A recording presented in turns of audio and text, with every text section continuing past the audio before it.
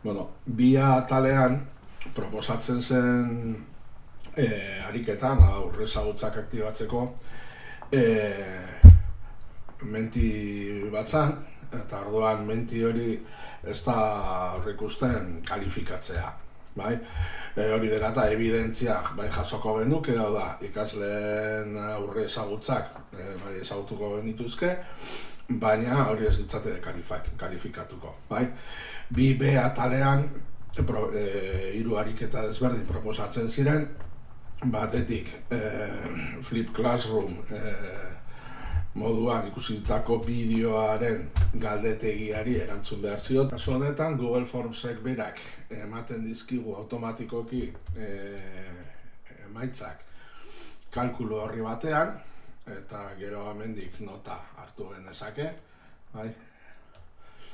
edo bintzat asmatutako zuzen indako erantzunak edo ezagutu genitzake. Eta bigarren ariketa bat, atal honetan, bibe honetan, zan Kahoot bat. Kahootek berak erantzunak ematen dizkigu, ez bakarrik ikasle bakoitzak ateratako emaitza, baizik eta gero laburpen bat egiten digula. Hau da, talde osoan mandako erantzun zuzenak, eta inkluso maila desberdinak baldin badaude, hau da, nortzuk beharko luketen laguntza edo nortzuk ez duten amaitu galdetegia. Ondoren beste ariketa bat proposatzen zen, nun ikasleek erkatu behar zituzten emandako kontsultorio baten galderak eta erantzun zuzenak. Kasu honetan, erantzuna ego lezakete Google Classroomera eta irakasleak zuzendu. Kasu honetan, Classroomek berak ere aukera eskaintzen du jarraipena egiteko. Orduan kalifikazioak egiteko, ariketa bakoitzari kalifikazio bat jartzeko. Bukatzeko, irakasle taldeak partekatzen duen Google Drivera joango ginateke eta bertan jasotako kalifikazio horiek guztiak apuntatuko lirateke. Eta azkenengo emaitza ere atera. Erabilitako tresna hauen guztien arrazoia da batetik mentiren kasuan ez dela kalifikatu behar, horregatik evidentzia jasotzen da, baina hor gelditzen da. Bestalde batetik daukagu